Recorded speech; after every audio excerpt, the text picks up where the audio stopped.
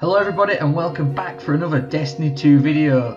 Year 2 of Destiny 2 is well underway, with Forsaken ploughing full steam ahead with no sign of stopping.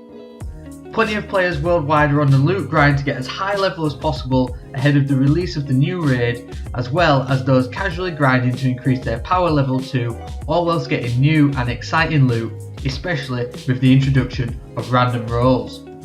However, the upgrade and Infusion Economy has changed massively from what we knew in Year 1, as now it has become an expensive hobby to increase the power level of your favourite gear. Masterwork cores, planetary materials, glimmer and legendary shards are all in the mix now to help infuse your gear. However, if you pay close attention, there are a number of ways to make this cheaper and less economically taxing for you as you grind away. First up, the most obvious way of infusion is to pick any piece of gear, and as long as you have the required amount of materials, then you're good to go. However, you can make it a lot cheaper. The below is true for both legendary weapon and armor infusion methods. Infusing a legendary into a legendary will cost about 8,000 glimmer, 10 legendary shards, 2 masterwork cores and 25 planetary materials.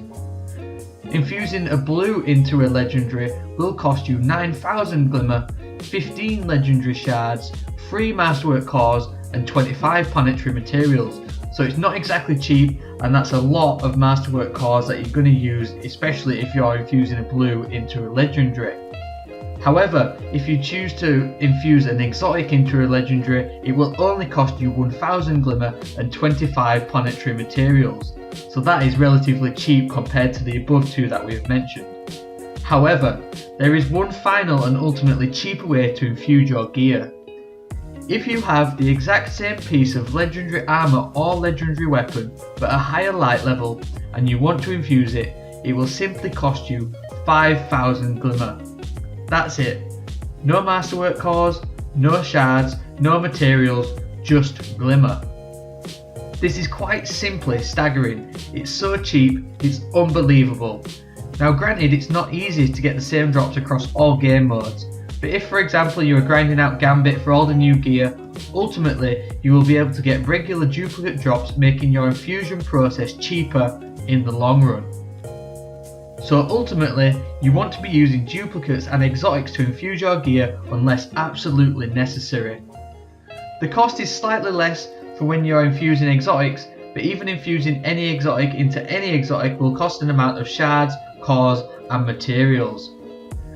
This is definitely something for everyone to keep in mind, especially once you hit level 50 and power level 500, as legendary drops become more common, and this is an efficient way to infuse your gear, and especially to keep your masterwork cores for masterworking your favourite gear as you head towards the end game. So there we go everyone, just a quick little guide and tips on how the infusion system works now in year 2, and for you to keep in mind and hopefully save some of your materials and masterwork cores going forwards. Please let me know in the comment section below if you found this little tips and guide method helpful, and also remember to like the video and subscribe to my channel for more future Destiny 2 content. You can also follow me on Twitter and Instagram for the latest news and information surrounding the game, and you can also follow me on Mixer where I'll be doing the latest live streams of Forsaken with plenty of Gambit and strikes and nightfalls coming up in the near future. Thank you very much for watching, and I'll see you next time.